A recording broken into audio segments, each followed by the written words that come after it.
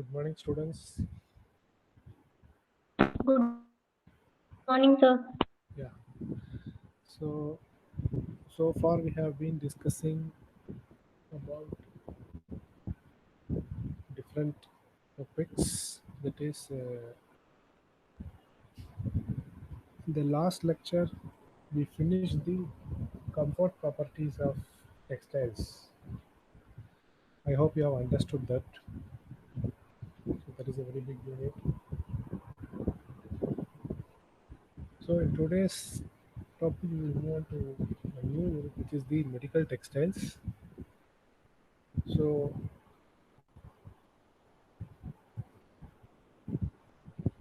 during the midterm examination, you had two subjects, two units. One is the heat and flame protection, another is the chemical protective clothing. These two units only uh, you give the exam.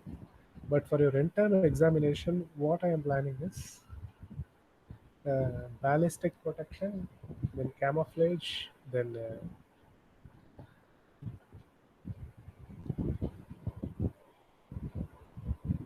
this chainsaw clothing, which is a part of a mechanical protection, and then comfort properties of textiles. And then I am also planning to include this particular unit, which is the medical textile, one of the important units to learn. So we shall move on to the medical textiles unit today. We will see the introduction part today, then we will gradually go further. So if you see medical textile, it is not something new. It is actually a very oldest type of a textile. If you see the historical perspective, the sutures, which are called the stitching threads, they are used since long back, from 5000 to 3000 common era. During that time also sutures were used.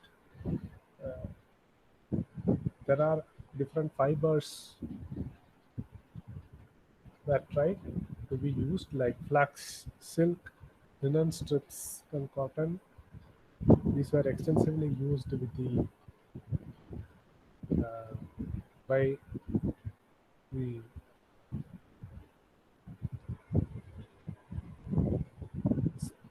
oldest surgeon, who is called the Susruta. I think you may have heard his name. He is one of the Indian physician who has practiced this medicine long back during the 800 BC, or you can say 800 C will be the proper term, common era. Okay, so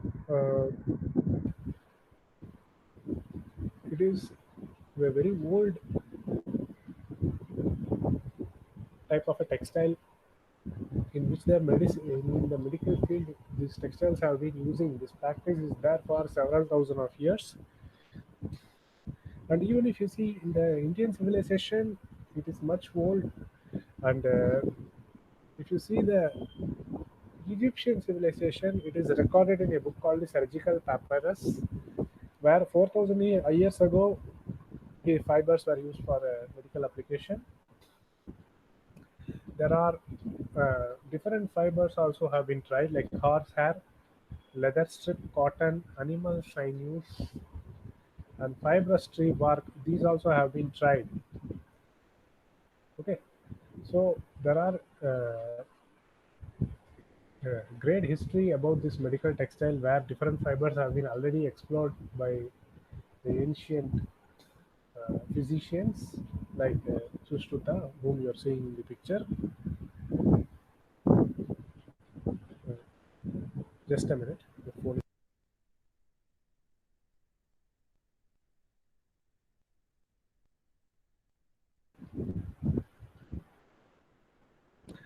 So, why the textiles are needed in the medical field? That is a question. Textile materials are needed because there are advantages. Why there are advantages? Because they can be engineered to meet particular needs that are suitable for medical and surgical application, so that you will get a number of properties like strength, flexibility, and sometimes moisture and air permeability is required. Wherever you require both the strength, flexibility, and moisture and air permeability is required, there you need to use the textile materials which can be engineered in such a way that you can get these combination of different properties.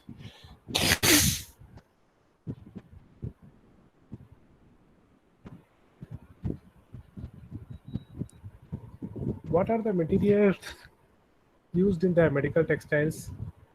If you see, there are a number of materials. We can use yarns, normal and special, biodegradable yarns can be used. We can use monofilament and multifilament yarns, especially for when you do manufacture these sutures. Or if you want to use fabrics, you can use it for using the on the bandages or other wound closures, or even many other applications like aprons, face masks, etc. And composite structures, this is also for the wound enclosures. So if you see the medical textile application, it is very vast, and they can be categorized into four separate and specialized areas of application. What are the four separate areas of application? They are: one is the non-implantable material. What is this word called the non-implantable? Non-implantable means you cannot implant inside the human body. Non-implantable means which cannot be implanted inside the human body. You can use it only for the external use only. That is called the non-implantable. That is, you can use it on your skin, but you cannot use it inside your skin. That is called the non-implantable. For example, wound dressings, bandages, plasters, all these are the non-implantable materials. These can be used only outside the skin. That is for external use only. You may have seen in some ointments it is written for external use only. And if you see, what is an implantable material? Implantable material is something which can be implanted inside the human body. That is, inside your skin, you can implant it. They are sutures, vascular grafts, artificial ligaments, artificial joints. Sutures, you know very well what is a suture. Sutures are the stitching threads, which you know very well, so that some wherever there is a wound or incision, if you want to put a stitch over it, you can use the sutures as a surgical thread. Then this word called a vascular graft, this is something new. What is this vascular graft? See, for example, vascular is something related to your heart. Okay, for example, if a person is undergoing a bypass surgery, that time uh, for redirecting the blood from one area to another area, for this uh, for carrying out this vascular bypass, this vascular grafts are used to connect the to redirect the blood flow from one area to another by reconnecting the blood vessels. Okay, so it is one of the application where the textile is used. For example, you can see the human heart contains arteries, which actually is used for which is actually a blood vessel from which takes the blood away from the heart to other parts of the body. That is also a graft only. So this particular graft can be a textile material also. Okay, there are different vascular grafts are available on textiles like polyester or Teflon. There are many materials are there that can be used as a vascular graft that we are actually going to learn in detail when we study about that. So vascular graft is something which is used in the heart surgery for people suffering from the artery disease. For them, this vascular grafts are used. Then next is the extracorporeal devices. What is this word extracorporeal devices? So extracorporeal means something which is additional, extra. These are the mechanical organs like which are used for the blood purification. Okay, so these are the mechanical organs that are used for the blood purification, and there are a number of organs like this in the human body, which are called kidneys. Kidney, you know very well what is the function of the kidney. It purifies, it filters the blood, and the liver. Liver is very important organ which produces enzymes for digestion of oils, fats, etc. And lungs, very important organ. So all these organs can be called extracorporeal devices because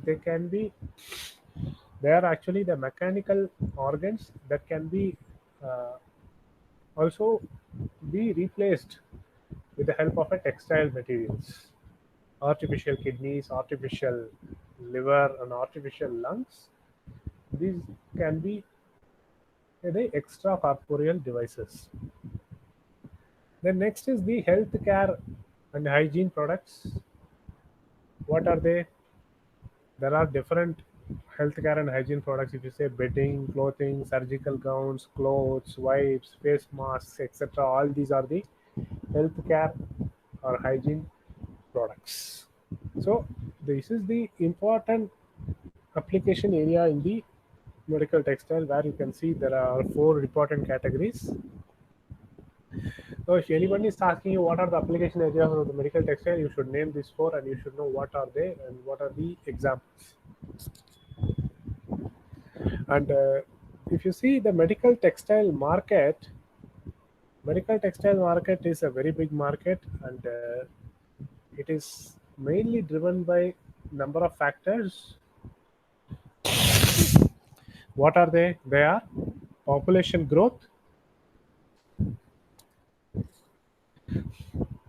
Because of the increase in the population, this medical industry also grows. At the aging of the population, when the people become old, they get diseases. So there, the medical textile market is growth. And rising standards of living and higher expectations of quality of life, people standard of living increases, so their they have a higher expectations for a quality of life. So that also increases the medical textile market. And changing attitudes to health, because of the changing attitudes to health also, this medical textile market is in favoring. Then emergence of innovations and availability of increasingly higher technology. So if you see the medical field, there is always a growth. If you see when you go for a dental checkup, if your tooth is decayed, what do you do? In the olden days, people remove the tooth. If there is a tooth decay, they will remove the tooth. They used to remove the tooth. But later, what happened? They started using the fillings. Okay. They use some to fill the places wherever there is a cavity with the fillings, so that they prevented the decay. And with time, There are other innovations came, like where something called the root canal treatment came, where instead of removing the tooth, you can just uh, drill the tooth, and then you can remove the dead nerves and fill it with a ceramic capping, so that that is also possible. So it is the innovations uh, increase, so the technology also increases, so that the medical textile market also improves.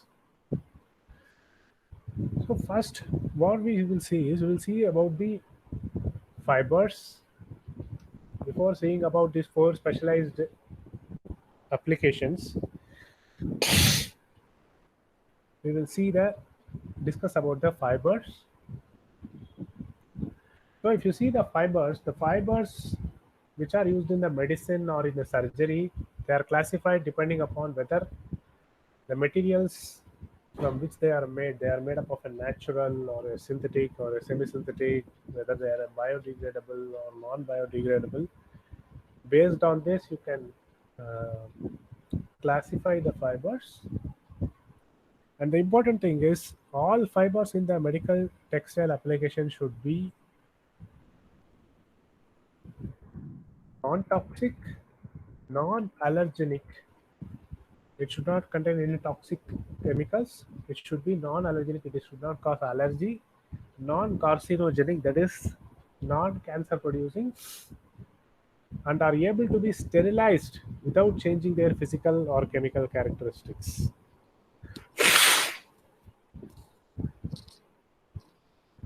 So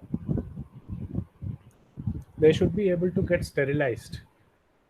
So if you just take a medical textile product and put it in an autoclave and apply some heat, so that you sterilize them, you kill the bacteria. So that time the medical textile product should not change its physical or chemical characteristics. That should remain the same. So these are the about the fibers. So if you see the fibers, commonly there are many natural and synthetic fibers are used in the medical textile, like the cotton, silk, and regenerated cellulosic fibers like viscose rayon. These are widely used in the non-implantable materials or health and healthcare or hygiene products, like bandages, plasters, or face masks, aprons, etc.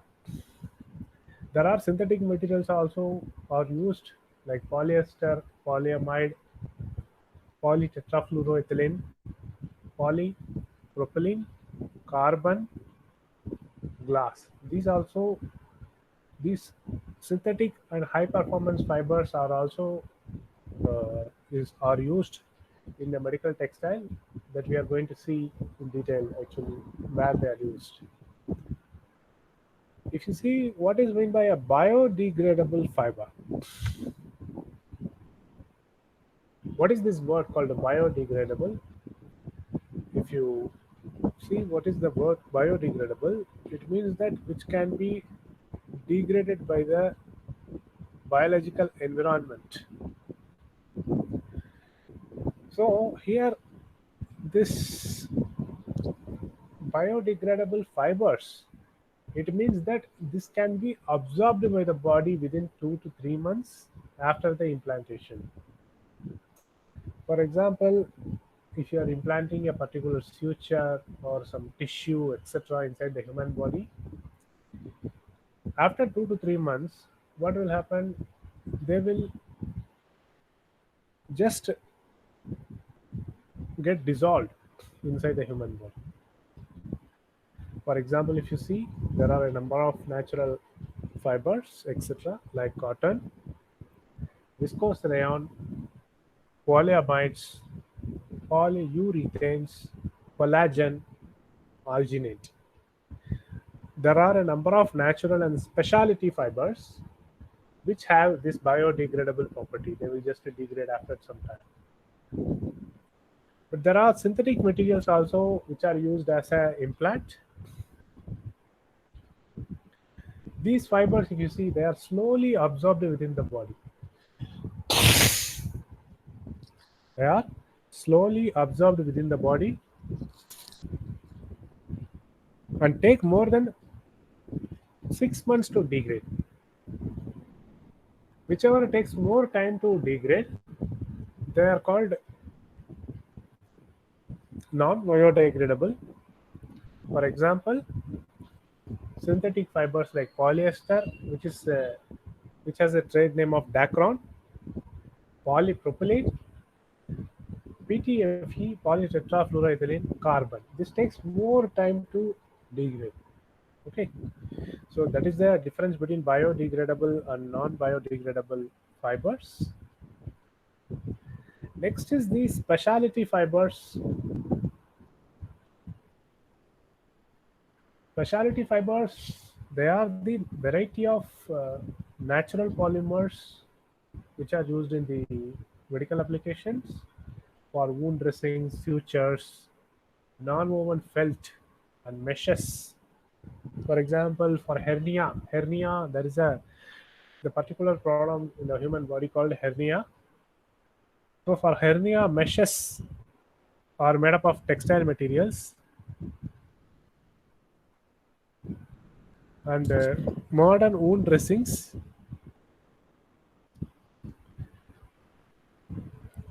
So if you see, these specialty fibers are bioabsorbable, and they are composed of cross-linked polymer chains. See, if you take a particular specialty fiber, say collagen, you can cross-link the collagen with some other polymer, so that what will happen, this particular cross-linked textile material or the fiber, they can be biodegradable. How they are biodegradable? Because human body contains some fluids, that those fluids can break the bonds of these fibers. They can hydrolyze the bonds. For example, there are a number of bonds that can be hydrolyzed, like peptides. Peptide is proteins, hemiacetal, esters, and phosphate in the main chain of the water-soluble molecular weight compounds, which are then absorbed by the surrounding body fluids. So the body contains certain fluids that can actually break the bonds, any kind of a bond which are based on peptide or hemiacetal, esters, and phosphate in the main chain. They can be broken down. So once they are broken down, what can happen? Once it is broken down, the cross-linked polymer chains, they will be degraded and they will be absorbed by the body fluid.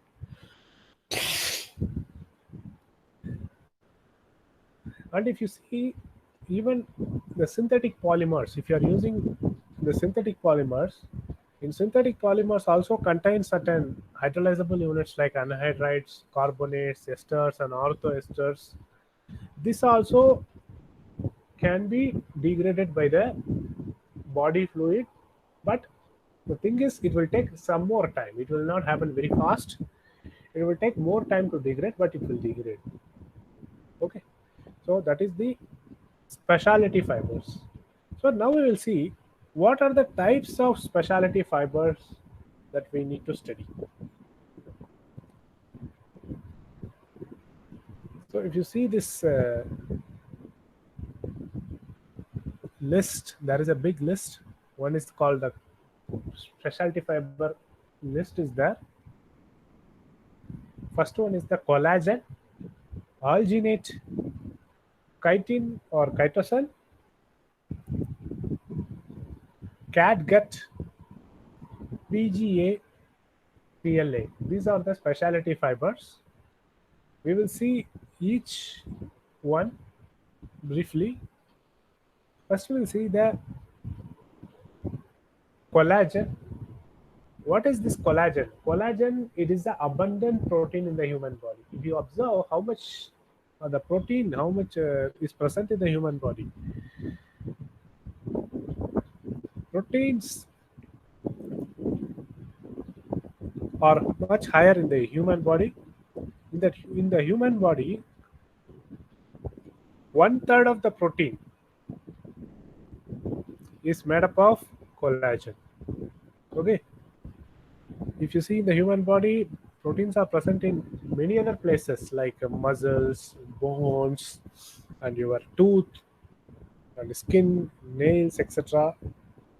The whole human body is made up of more amount of proteins, and 1/3 of the human body protein is the collagen. And where it is present in several body parts, especially the connective tissues. Okay, this word is important, connective tissues. Okay. So what are the connective tissues present in the human body? There are a number of tissues. For example, tendons, ligaments. These are the connective tissues. If you see what is meant by a tendon is something which will connect the muscle to the bone. Okay. Muscles and bones are connected by the tendons, and ligament is something which connects human bone to bone. One bone and another bone is connected together through this ligaments. And the connecting medium, it is that tissue which is the collagen. Okay, so collagen is one of the important protein present in the human body. There are many different functions for providing the skin with the structure and strengthening the bones. Uh, this collagen is responsible. And if you see this collagen, it is obtained from the bovine skin also. Bovine means cattle, from the cow, or even you can say ox. Bovine collagen is something which is obtained from the cows. So if you see this particular collagen, it is available in the form of a fiber. Many people who are doing this health gym or any kind of physical activity, they used to take protein supplements. Those protein supplements are actually, they contain the collagen also.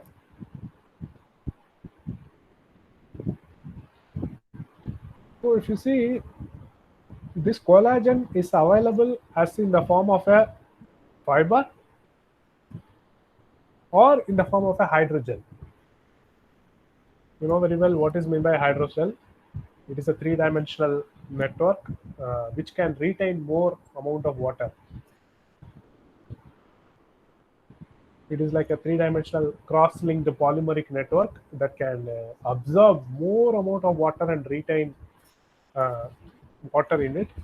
That is called the hydrogel, where the dispersing medium is the water, basically in the form of a gel form, gelatin type of a form. So if you see, this collagen is an important fiber in this medical textile. They can be used in the body implants. So that, for example, in a particular body part, if you want to grow the tissue, if you want to grow a particular tissue, so that the tissue will grow, so that the basis of the tissue is the cell. The cell growth is facilitated and then the tissues get formed with the help of the collagen. So for that, you can use this in the body implants. You can see here, this is called the body implants. So you can use the collagen for the body implants, which has the bulk density between 0.01 and zero point 0.3 grams per meter cube. And they have a large pores also, 30 to 250 microns in the diameter, so that this collagen can facilitate the cells growth. See, cell growth is one of the important thing for tissue engineering. If you want to grow a particular place, for example, there is a you want to grow a particular tissue. For example, tendon is an example which is a tissue connecting the uh, bone and the muscle. So for those places where you want to connect the bone and the muscle, those places you can facilitate the growth of the tissues by using this collagen, so that those places the cell growth can get facilitated. And if you see this collagen needs to be cross-linked, needs to be cross-linked, because otherwise you will not get the strength. For any kind of a cell growth or tissue growth, you need a material that has a good strength. So for that reason, what you do is you just cross-link the collagen so that the mechanical properties of the collagen will get improved, so that it can be implanted in the human body, so that it is cross-linked with 5 to 10% aqueous solution, uh, so that this can be made into a hard type of a material that can be used for medical application. For example, contact lens is one of the application where this collagen, cross-linked collagen, is used, so that that particular cross-linked collagen has a high oxygen permeability,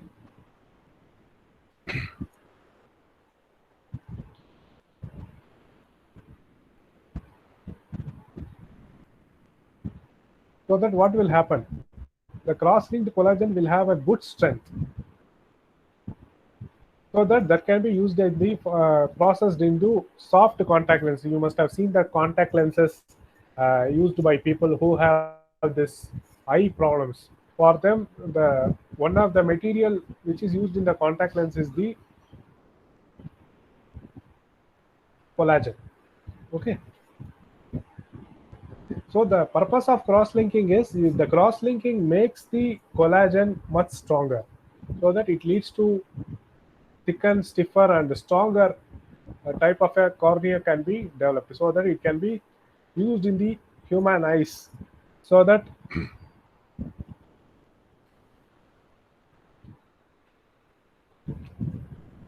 it will have a good mechanical property. Okay, so collagen is one of the important fiber to be understood. Next is the alginate. See, alginate, it is a natural polymer. It is obtained from the seaweeds. You can see in the seashore there must be a lot of plants which are not actually useful, which are usually eaten by the aquatic life. Those kind of weeds which are present in the sea, they contain this particular polymer which is called the alginate. So if you see chemically, what are they? They are the salts of alginic acid. They can be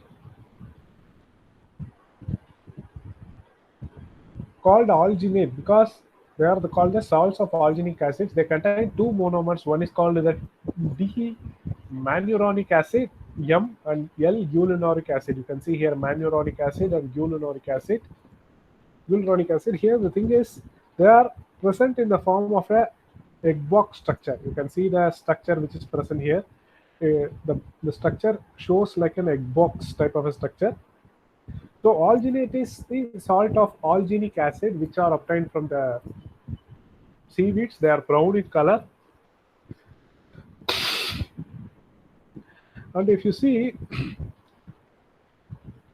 sodium alginate is one of the common type of a polymer that is used as a very good use in the textile printing. If you see in the reactive dyes printing, sodium alginate is the one of the important thickener which is used in the textile printing, especially for reactive dyes, can only be printed with the help of the sodium alginate. Okay, so that sodium alginate, if you see, that has a great usage in the medical textiles.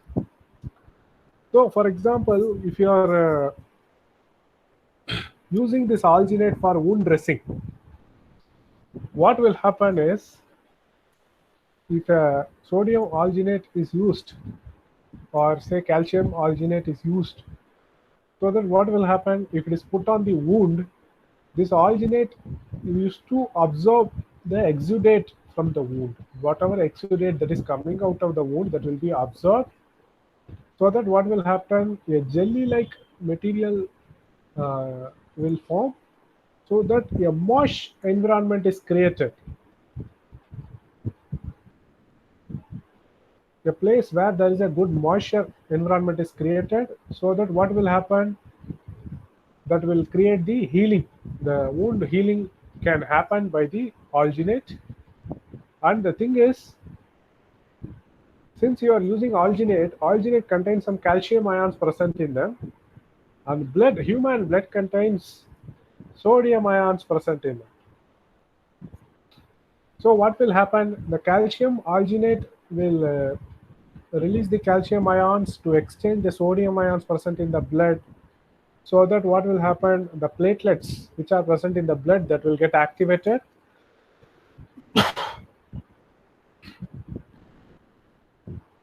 and the blood coagulation can take place, so that the wound healing will take place faster.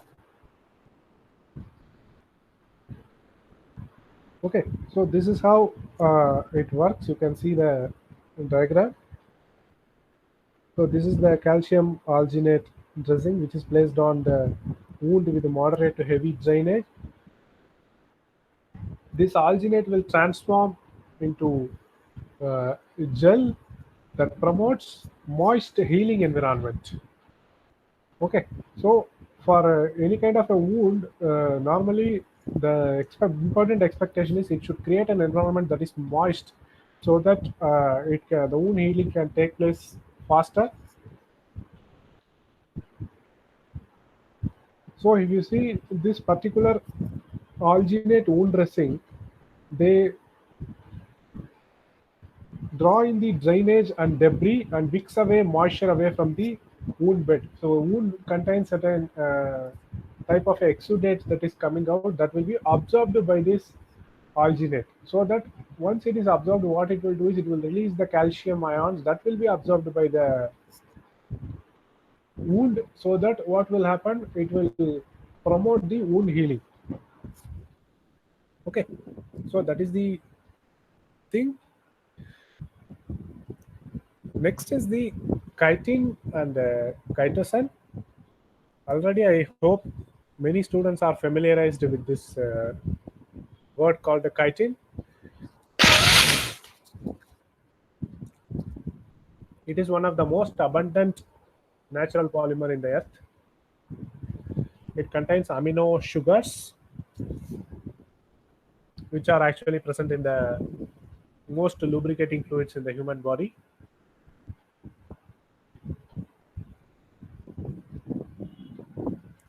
So these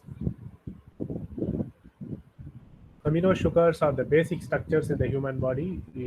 Many of the lubricating fluids which are present in the human body, they contain these amino sugars, so that they will organize the cell into tissues and other important biomolecules. And if you see the source of this particular chitin, it is present in the shrimp shells. Okay, these are present in the fish, which is shrimp is a type of a fish. Okay, these are present in the shrimp shells. Especially if you see the marine industry, they produce a lot amount of waste that is thrown away, and one of the waste is the chitin, because this shrimp fish which contains shell, that shell is made up of this chitin, which is a natural polymer containing amino sugars.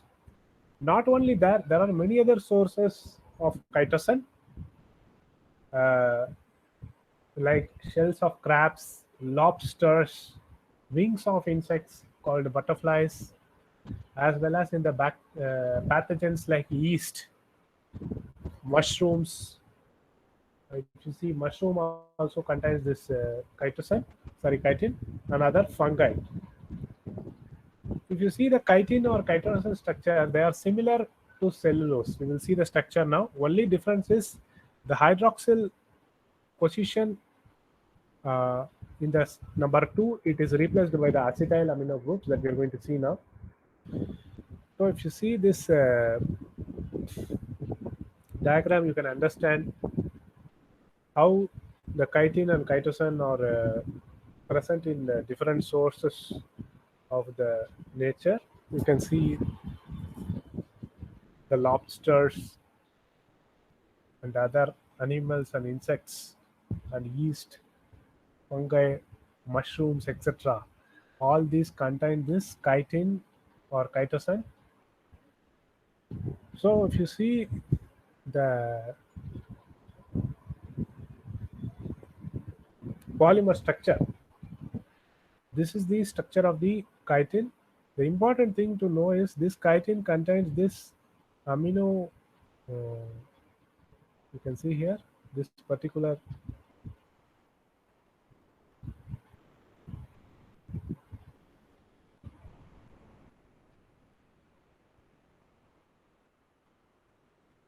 acetyl amino group. You can see here the acetyl amino group. Okay, so once you remove this CH3CO from this particular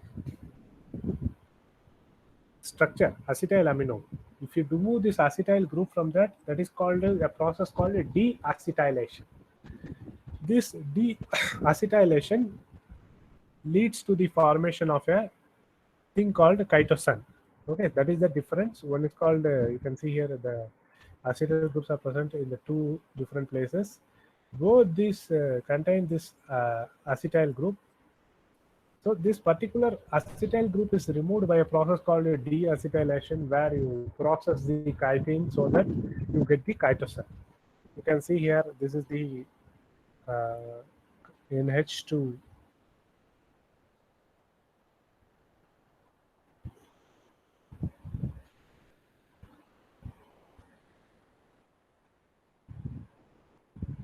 Okay, so this is the chitosan group.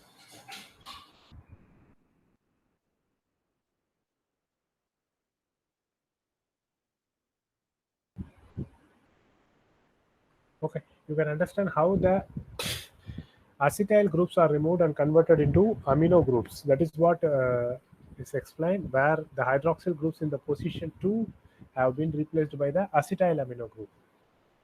Okay, this is the acetyl. CH3CO is the acetyl and NH is the amino group. So whereas in the cellulose you must have seen only the hydroxyl group, but whereas here it is replaced by the acetyl amino group.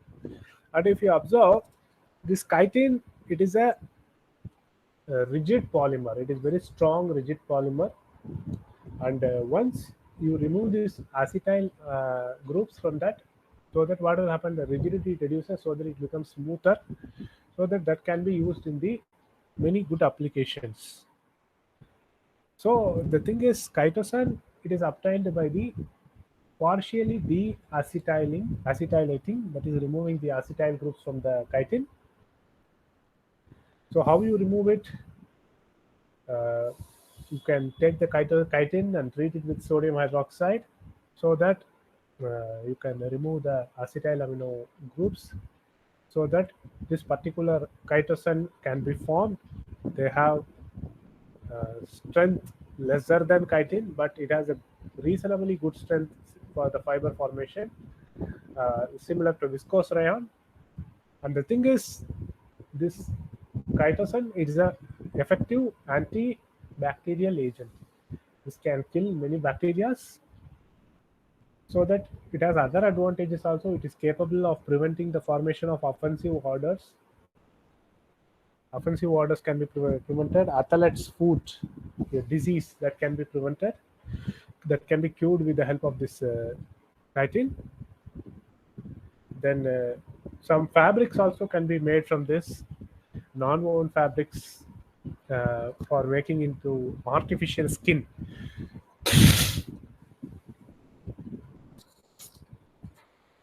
So chitin non-woven fabrics, because of the higher strength, some non-woven fabrics can also be made using this chitin. So that what will happen, this particular chitin can stimulate the skin formation, skin growth can be formed. So wherever uh, you need to grow the artificial skin, those places this chitin non-woven fabrics can also be used, so that it can promote the skin growth. For example, if a person has faced any accident and there is a skin loss and the skin has to be grown in particular place, that time what normally people will do is people will do surgery and take the skin from the thighs or hips, wherever there is a skin growth is much higher, so that that can be grafted in places where the skin growth is lesser.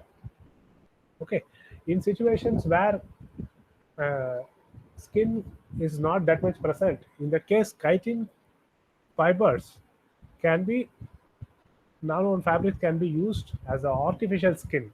So this is a great advantage, so that this can promote the skin formation, so that it can accelerate the healing rate and reduces the pain. And apart from that, there are other applications also. It can be used for slow drug release membrane. So for certain applications, you want to gradually release the drug from the human body. So for those applications, this chitosan can be used. Okay, so there are a number of advantages using this chitin and chitosan type of fibers. This can be used for sutures also, bandages, many other applications are there. So we are mainly just seeing the basic fiber and properties. Okay, so this is about the chitin and chitosan. In the next lecture, we will see uh, further about the other fibers also, like catgut, PLA, and PGA. There are other specialty fibers also needs to be understood. So we will discuss those things in the next lecture. If you have any doubts, you can ask me. Otherwise, we will stop here for today. Do you have any doubts? No, sir. Okay. No, sir. Okay. So we'll stop here for today. Though we'll meet in the next lecture, and this medical textile will also be a part of your end term examination. We will gradually learn it for at least another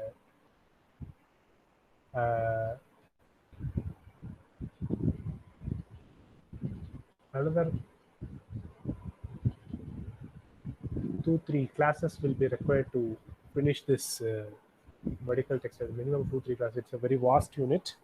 Anyhow, whatever is the possible extent, we will learn it. Okay. So I'm stopping here for today. Then we'll meet in the next lecture.